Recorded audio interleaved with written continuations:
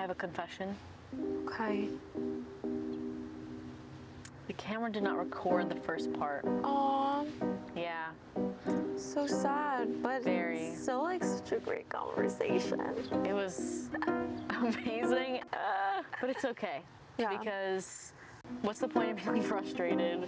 Yeah, there's no point.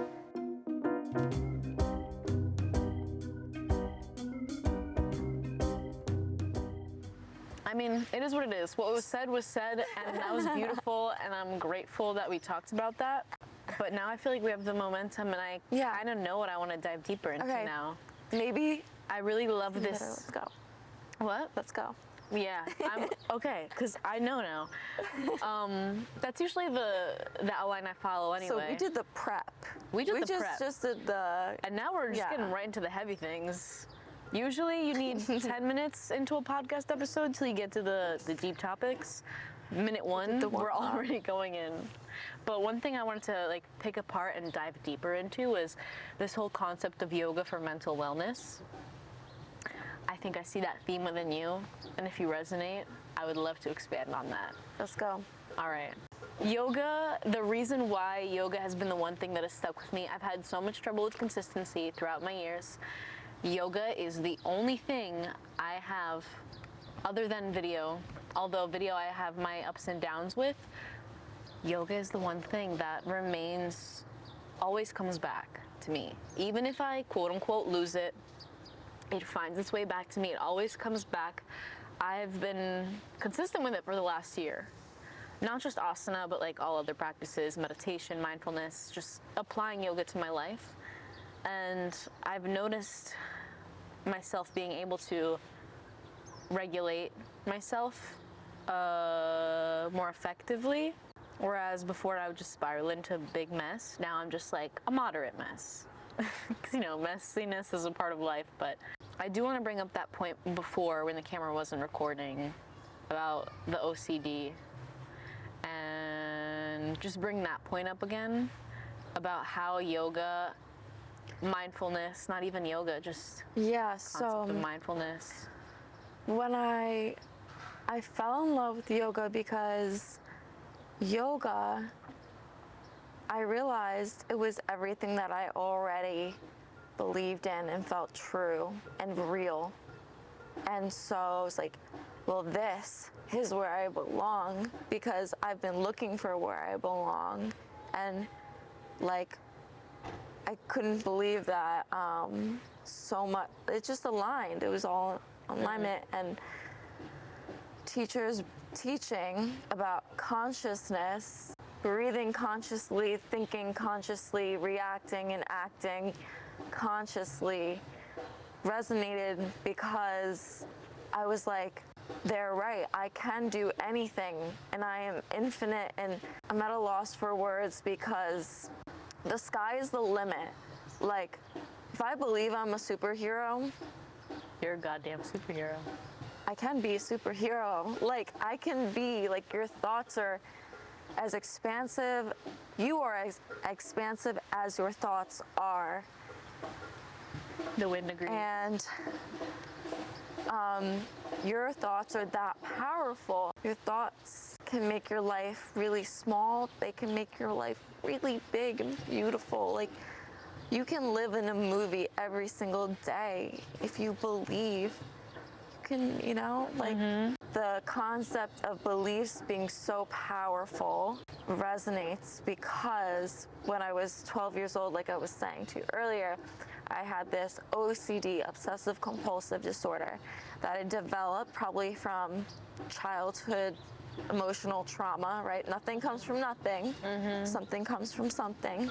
And I was basically a slave to my own thoughts.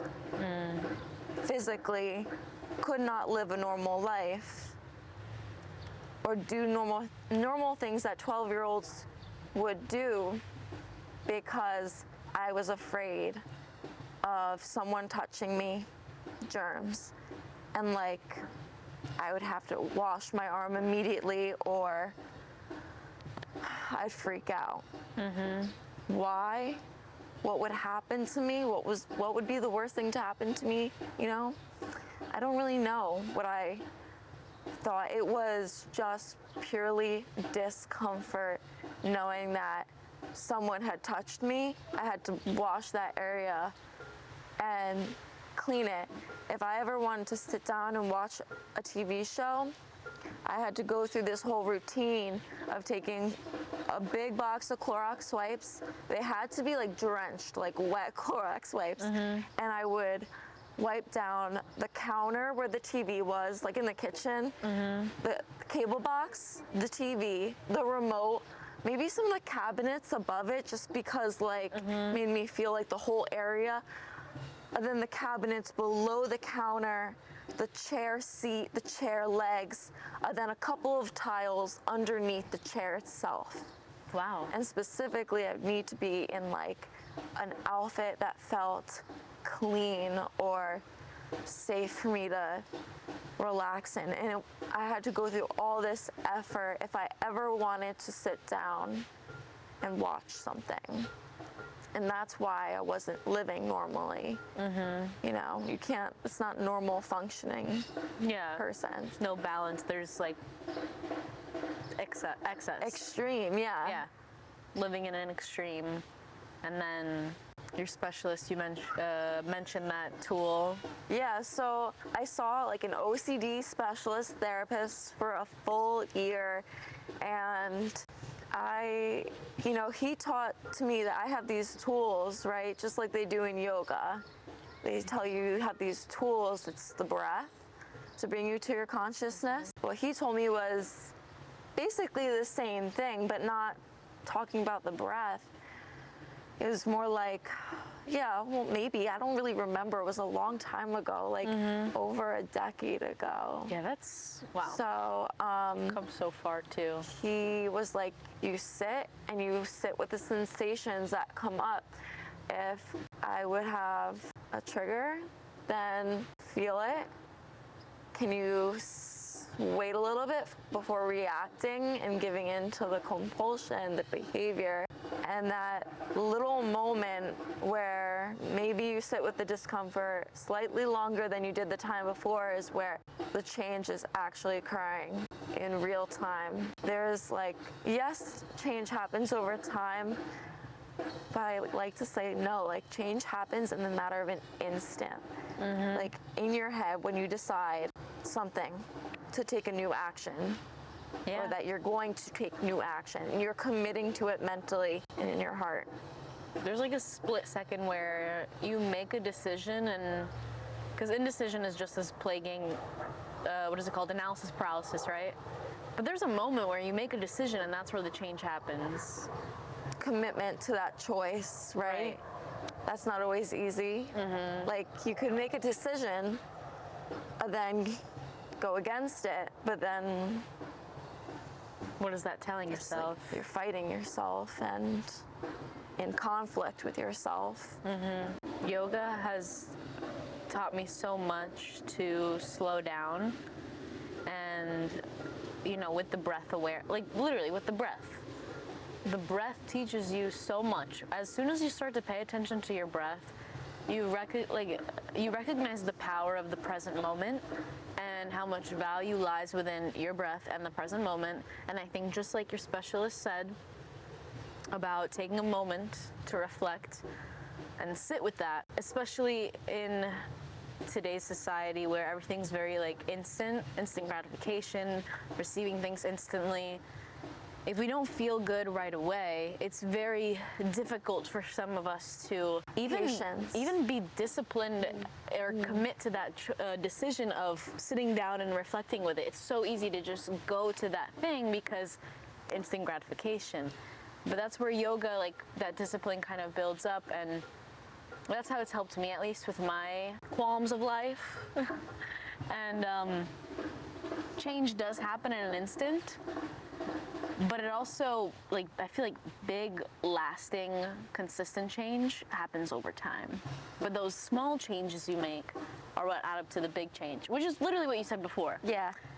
And this other tool my therapist offered to me, I mention it all the time to anyone I can, whenever I can, upward spiral. You know the concept of a downward spiral where it's so like, funny. oh, you're going down. I love, that reminds me of a phrase I love, which is, I like to say, we're going uphill. Not downhill, we're going uphill. And someone said to me, but isn't uphill hard? No, uphill is like good. In my head, I always thought uphill is great. Because you're going up. Because we're going up. Why would you want to go down the mountain? Because it's easier. Made sense to me, but upward spiral, yeah, that's a great positive spin on. But basically what that concept delves in on is the fact that, you know, the ebbs and flows of life happen, but instead of like going down a downward spiral and letting all your progress go to waste, as you might tell yourself, noticing that every time you come out of a cycle, out of whatever your negative cycle is, you learn something new. Depending on the choices you make and what you choose to take from that, you go up a little bit. So the next time you hit that, you learn something new, and you learn something new, which is that upward spiral, right? Or just, I kind of like that uphill too, because sure, it might be more difficult because incline, elevation, but guess what? You're going to the top, you're learning. Yeah, why would you want to be falling downhill? I don't know. It's like, I'd what do rather you... be like going uphill, so I don't know. I think it's also, I could literally dive into this analogy so deep. Top of the mountain, you're going for more, you're going for the peak, right? Like, And it's you all have goals and they're at the top. It also forces you to slow down in a way if you think about it. Because if it's more difficult, you know, you're not rushing up, whereas downhill you could just like easily just focus on getting to the bottom, like getting done, not even realizing what's around you. Uphill you're like, oh my god, this is so difficult, but oh, look at that tree. Oh, look at that, look at that squirrel. And then eventually when you get to the top, noticing the fruits of your labor, right? That's the phrase. So Yeah. I like that, upward hill. We're going up. I remember as I graduated teacher training, they were telling us about, or asking us what kind of, what's it called, population we would want to teach in, right? Like, oh, you want to do yoga for addiction, yoga for, forget what else there was, but just the different areas you could do it for, later generations, for children, for pregnant moms. And I was like, I don't know what I want to do. Like, I just want to teach yoga. I never ever thought of that in my ever. I always just thought, yeah, just teach yoga. You teach it to everybody. Everybody. Yeah. And I feel like it's such a thing now to have to niche down. Like when I first heard the word niche, I was like, what do you mean? I'm everything. I can't just be one thing. But I understand like why. We're for the Clara people. I'm here for the Clara people. I understand why it's important to sometimes be a little more specific or how it can be beneficial, right? Like teaching to a certain population that you have expertise in. I'm definitely still someone who likes to teach everyone because I feel like everyone needs a little bit of yoga in their lives. Everyone can learn something from yoga. What should we not miss out on talking about? This is a question that just popped up in my head. How do you feel about like I know, so there's different types of yoga teachers, right? Obviously, because we're all unique in our own ways. But there's obviously the teachers that like yoga for asana, fitness, movement, moving your body.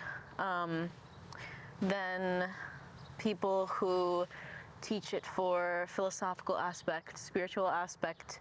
Person I think of is Maria, right? She focuses a lot on meditation and bringing that aspect. And then I guess people who kind of tie both together. But I would say kind of like, what's your opinion on the different types of yoga teachers? And follow-up question, where do you stand? What kind of yoga do you like to teach? Well, my opinion on the different types of yoga teachers, it's whatever you need. Yeah. If you just need philosophy, you just need philosophy. If you just need meditation, or you just need physical, you're most likely gonna get a little bit of the other stuff in there without asking for it. There's no right, there's no wrong. Where do I stand? Well, I teach the physical practice, but within my teachings, I try to sprinkle in some philosophy, something that hopefully will help someone. My goal is to always let it be as organic when it's delivered and genuine and true to my own life, because you want to try to practice what you preach, right? I was actually just gonna ask, I had another question pop into my head, but I kind of answered it about like, what's your intention with teaching yoga? But I think bringing that whole authentic, real truth aspect, like bringing your truth. Yeah, so, oh my God, I've had many like yoga mentors who have specifically inspired me and impacted me so much in believing this is a practice about authenticity more than anything, and showing up as you are. Take your whole self onto the mat. Don't leave that divorce outside the door. Like, you bring all that shit in and you experience yourself and whatever is going on as is, without this judgment. It's complete acceptance and observance. And in this observance, we hope that like you can find truth, clarity, Your truth, ultimately. yeah. And that is one thing I so love about teaching, is that I teach in a way that I teach physical sequences, and then I encourage students, after a few rounds of teaching the same sequence, to move on their own, at their own pace, with their own breath. And maybe they move at different times than each other. Not everyone is going to be in perfect unison. For this time, we could call like free flowing. Only calling it free flowing because I'm not the voice telling them how to move or where to move. And there's space for them to invent, reinvent, take out something that's not resonating with them and add in something that they crave physically. That's so super cool. At any point in the practice, we say like, at the very bare minimum, if you sit here on your mat and breathe the Ujjayi breath for 60 minutes, you're doing yoga. If you just sit and breathe here, you're doing yoga. I really love that. Like, I want to experience their class. Super wild, and this is just my own opinion. It's alternative because there is almost like this, it could be scary because it's vulnerable to move on your own. But that vulnerability is a doorway for authenticity. It's very vulnerable to be authentic, to be yourself and to be seen. It's like, let yourself be seen. It's hard. That's not an easy thing to do. Yeah. And when you are moving in through these postures with your breath, however you are, there's so many things that can pop up in the head. Am I doing this right? But it's not about that. Is it feeling good? Is it feeling right? So that's like, we're trying to always teach and preach that it's about you, not anyone else on their mat. We don't have mirrors, so no one looks, we don't want you to be distracted by your physical appearance or anyone else's. But obviously, you're going to see other people moving and think, oh, beautiful, or whatever. You could. But there's different formats in the studio, like slow burn, which is a slow, almost more sensual in the way that we close the eyes and take away that sense of seeing. And ask the students to dive deeper into all the other senses and move in a tactile way. So it's really like igniting the ears, the physical touch, the smell. One time I was in class in a slow burn, closing eyes, moving, and I knew exactly who came in the room because she had this beautiful perfume I just recognized. And I had my eyes closed the whole hour. I opened them, it was her. Wow. There's so many different kinds, like Wait, that's yoga. really inspiring. Yeah, yoga is just so interesting, and I could just go on and on and on. Please do. Definitely like to emphasize feeling. Like, I'll reiterate in a class many times, be like, if you have to, close your eyes. I find myself giving people a lot of options. I'm trying to be more assertive with my teaching. I've only been teaching for 2 months, so I'm trying to be easy on myself too. But trying to be more assertive, but usually I'll give people the option to close their eyes, and I'll be like, feel into your body. Closing your eyes can help you identify if how you're moving feels right within you. I emphasize about how the yoga feels rather than how it looks, how it feels rather than what pose I say. You know, like, how is your practice going to show up today? And always in the beginning I check in, I'm like, listen to your body. What is your heart telling you? How is your heart presenting itself? Is it more fast-paced than usual? Is it a little bit slower than usual? How are you going to apply that to your practice? Like, the feeling body, I love. And that's why when you said all those things about engaging the other senses, I might use that as inspiration. That's just one format at my studio. But in general, for most of the class, pretty much all of the classes, we have a few rules when it comes to teaching. Yeah. One of the main rules is no physical instruction. Oh, so you're not allowed to, like, demo? Yeah, like not a lot of demonstration. You could, let's say there's a couple poses that maybe you feel are hard or it's taking a little extra time, so you're just going to show it, right? But the point of not physically demonstrating is because our body bone structure is not their body bone structure. So it's going to look different. It's all about the sensational cues, you know? Yeah. And even when we say the sensational cues, it still won't look the same. Like, shifting one way is gonna look totally different.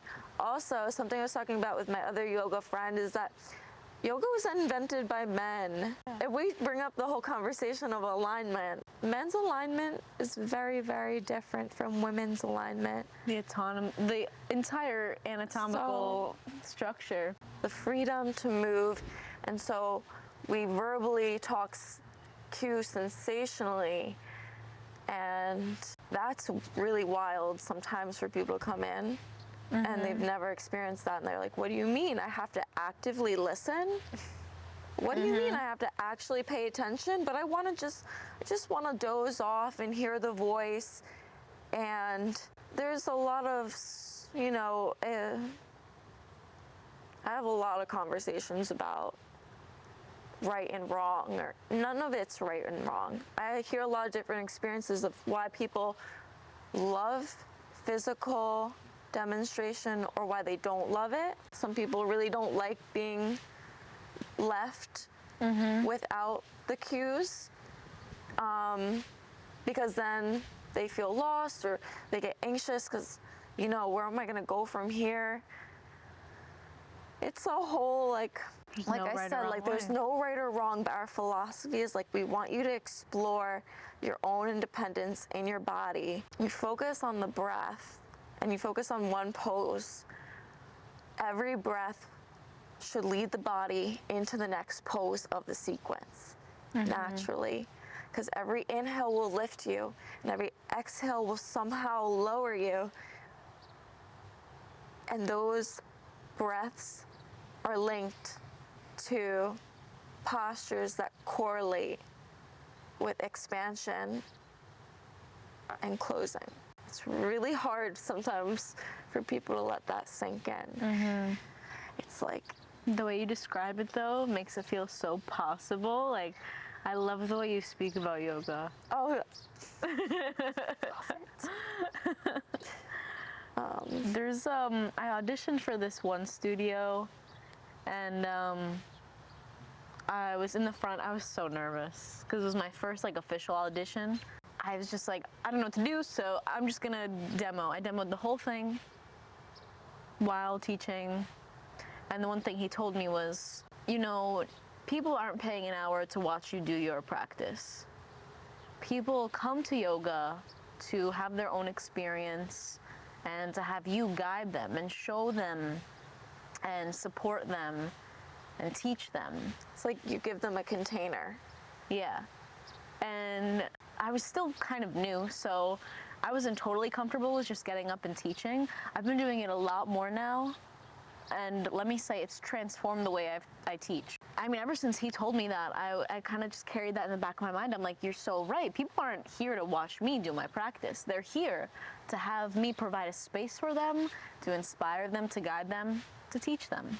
And that's going to be in their own unique way, how they show up on their mat. And I feel like being at the front demoing can be a little bit of a distraction. It's like, oh, let me make it look like hers. And instead of feeling the posture, their neck is twisted. All right, they're like, What? They're in downward dog. It's like, oh my God, no, please bring your head down. Totally, it could possibly sometimes be disruptive. Yeah. But then sometimes it's extremely helpful and very much necessary. oh yeah, I'll come down for poses. I'm like, I don't know how to cue this, so just look at me. If you're teaching like some kind of inversion, it's so hard for me to, honestly, I was trying to help people with headstands and other forearm stands, and I think people want to jump right into going upside down, but instead they should just be doing more strength. And then later on, once you have consistent strength, going upside down is going to be so much easier than going upside down when you're not strong enough. I don't think that going upside down builds strength. I don't think that's how you should practice getting upside down. You should It's do like- other things that help you get strong, and then when you do go, you're actually safer Yeah, and more capable probably than not. definitely. It's like, Because it's dangerous. It's dangerous. could break your neck. Yeah, put too much weight on your head or in the wrong space. And then your body, your bones are not theirs. So the way I do something, I'm just not gonna know how you're built. My handstand is totally different from their handstand because I have a curve in my back, or Right. you know, like it's just so many possibilities, scenarios. That's where feeling comes into, like, definitely placing You feel emphasis. strong and confident. You are strong and confident. Yeah. I can't tell someone, you know, you got it, because I don't know. I'm not in your body. That's true. I hope so. Yeah. I really like the concept of feeling into your body. I mean, just the whole topic of like this is why I love yoga. Like, aside from the awareness, actually, no, not even aside, including the awareness it brings, and the mindfulness, the connection. That's what yoga is for me. It's connection with myself, reconnecting with my body, being like, okay, I'm here, I'm on earth, I'm in this moment. Like, the thoughts circulating my brain aren't real. They only hold as much power as I give them. It's hard to hear these things, and it could even be triggering to hear these things when you're in that state. You're like, you don't know how I feel. Like, I sometimes listen to voice notes that I've done for myself when I'm in a good mood and I'm like on top of the world, and I'm like, shut up, you don't know what you're talking about. Like, I feel like shit right now. And then I come out of that cycle, I'm like, oh wait, no, she had a point. But just bringing that awareness and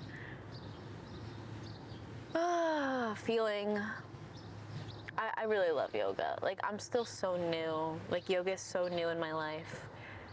The relationship between yoga and I is ever growing, and I just really, my goal and my intention is to build up that relationship with yoga and I, and like really become a great teacher by working on myself, by putting the improvement, doing the work, so that I can be a vessel and a teacher for other people that need those tools in their life, that don't know what else to do. They've tried everything else.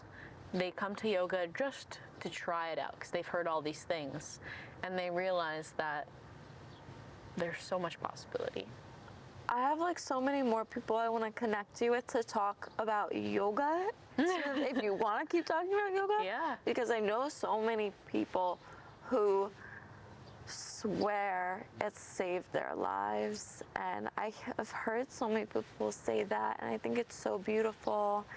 I mean, there's discussion of setting intentions before class. Teachers or I will say, you know, take this moment to set an intention.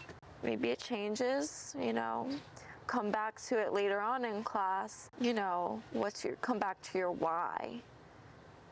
Recently, my why has been, it's very empowering for me to come and have a consistent practice because I love to feel strong. And in feeling strong, I feel I got my feet on the ground. You know? Grounded. Yeah. And then other times, my intention is, oh, I have to work through this because this is a real thing. It's just like in my life, and I need to emotionally get this out. That's the intention. Empowerment and being strong and empowered physically, mentally, emotionally, taking care of yourself, like doing that maintenance, that's empowering, right? Knowing that you're showing up with your shit, facing it, looking at it, and you can't avoid it. Sometimes you avoid yoga and you know it's because you're avoiding seeing what's right in front of you. That's so true. I think every time I've ever had like gaps within my practice have been when I've been trying to avoid the tough shit. Like I had one yoga class that brought up feelings of unworthiness, and because we have mirrors in the other studio, and I remember my body dysmorphia just kicking in full speed, no not sparing anybody, me being the anybody. And after that, I didn't take a yoga class for like 2 weeks because I was like, I That's can't like look at myself traumatic. again. Yeah, but it's part of my upward No, spiral. I know. Yeah, but I could see how like just I mean, we have mirrors and phones around ourselves all the time. I just have, it's very, very rare unless I travel that I practice in front of a mirror. And I feel like I would be so distracted looking at myself. But I mean, you can find some beauty in it, being like, wow, look at this beautiful human vessel, right? You could have positive thoughts just as much as there could be negative thoughts. This conversation is really inspiring me, and I think that's pretty fucking cool. It never ends. Those moments where you rip the Band-Aid off in class unwillingly, but you have no choice.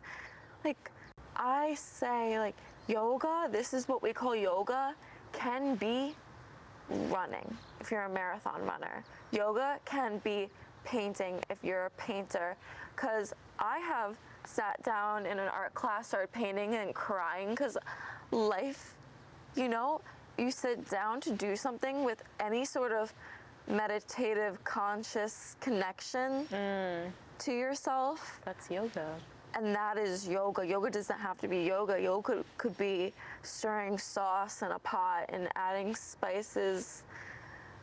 And all of a sudden, like, you have a revelation. You see, you know, it's just whenever you are able, whatever template format allows you to find that connection of consciousness. I usually think of it in a term of like like you said, meditative.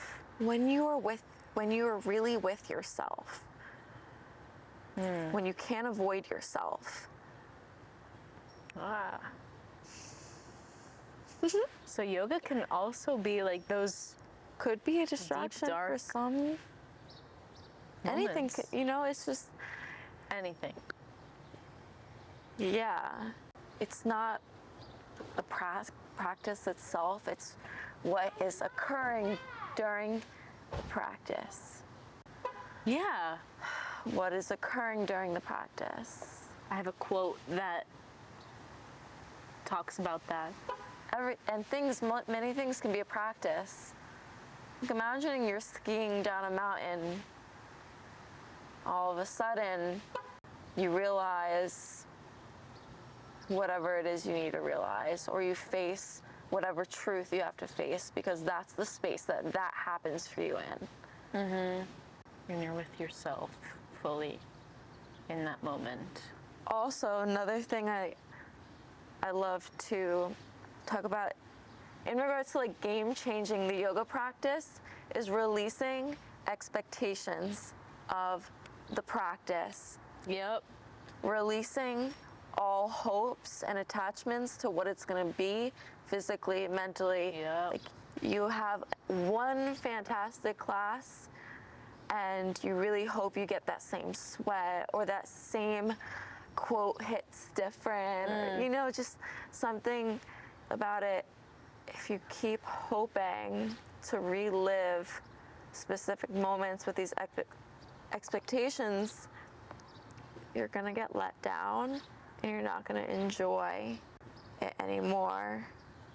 I used to practice chasing a full body sweat, and if I didn't get completely drenched, I wasn't working hard enough. And I'd walk out being like cranky or pissed, like why wasn't my practice good enough today? I'm like, wow, I'm really sucking the great experience out of it by myself. Like, you're ruining it for yourself by holding all these, like you have every this day you have this teacher and you love her and she's the best, and then all of a sudden you have a sub and you're like, what? What? No, it's okay. Hey, this is meant to be. Go with the flow. We're so used to like expecting what we love and know. And how we things are get supposed to be. disappointed. We allow ourselves to not enjoy what we could actually really enjoy, get something really great out of by being closed off. Surrender. Yoga. Surrender was a big theme for me the other day, and that kind of ties in with like releasing expectations and just surrendering to what is. And that's kind of actually, remember I was telling you before about that weird experience I had with the class, because I was subbing someone's class and I felt like they were expecting something else. And at the end, when they were in Shavasana, I was doing my own meditation. I just remember being like, the whole point of yoga is for you to be aware of your experience and to have an experience and to just listen to what that experience is showing you and trying to tell you. And so as I'm sitting there and thinking about like this weird class that I just felt like energetically in my body, and I'm just thinking like, well, I'm releasing, I like remember in my head just saying like, I release this narrative that I wasn't a good enough teacher today. And I open myself up and surrender to the fact that everybody got what they needed today. Even if that meant frustration with how the class went, or unsatisfaction with how, like not being satisfied with how the class went. Part of the yoga practice as a student and as a teacher, which I think you're still a student even when you're a teacher, right? Is just surrendering. And I have a quote for you. Yoga is not about touching your toes. It's about what you learn on the way down, right? The journey. Or as some other people may say, life is not about the destination. The destination, in theory, is the journey. I feel like there's so many different ways to get to a truth. Yoga just has one of those paths. yoga is one of those paths. paths. So many different ways to get to your truth. And just yoga happens to be one of those paths. You said something about the teacher and the student. Right. The teacher is always a student. If the teacher becomes closed-minded about being a student, the teacher stops learning. I feel like it's always been so important to me to be like, I am not wise. I'm never going to be wise. I am an amateur. Keeping like this mindset that like I know nothing. Say I know nothing. There's wisdom in that too, though. Yeah, but that's like, that is one. It's like always stay humble. And by saying that, like I know nothing, and being open to everything allows you to be so much more receptive to so many more perspectives. People, I think, who say, I know, are missing out on, like so many The uncertainty. great conversations, or gaining like more humanity, compassion, right? So you say, I like that. opens you up to compassion. You may think one way, you may say, I know and I feel this is right, but someone else may feel differently. And by like giving them space to be heard and seen and received without having your wall up, directing you're wrong at them, but just hearing them and their truth and respecting, honoring their truth allows like to be this harmony and peace and like acceptance of everyone exactly as they are. I really love what you said about more humanity. Because at the end of the day, no matter how spiritual you are, no matter what, we're still humans. And I think our humanity is so important to acknowledge. Yeah. Compassion. And we all get caught up in it. We all forget. We all get angry. But like the goal is to like always become more compassionate towards people and not just see the external, but be like, listen, there's a reason why that person was really vicious to me today. And I'm not gonna get angry or send them hate. I'm just gonna try to hope that they get a little bit more love and light in their life, because I really feel sad for anyone who is not doing well or struggling and wants to harm others because they are feeling that themselves. Hello, Future Clara here. So the end of this podcast actually also cut out. I don't know if maybe I just couldn't find the file, but something happened. Just like the beginning of this episode also didn't get recorded. This whole episode, the making of this episode was a mess, but a beautiful mess nonetheless, because I had such a beautiful conversation with Amy. I think it's just the embodiment of a yogic practice, right? Like no matter what comes your way, just accepting it and going with the flow, surrendering to the flow of life, accepting what is, not expecting perfection, not expecting anything of the outcome, but just letting it happen as it is. So it's kind of ironic that this happened for this episode, and there's just so many different things that quote unquote went wrong, but also went so beautifully right, because it allowed us to just flow in a different way, and it created a different momentum for this episode and a different vibe. So with that being said, I just wanted to close off the episode. If you want to find Amy, her Instagram is at Amy DePaul. And yeah, that's going to be everything for today. I'll catch you in the next episode. Bye.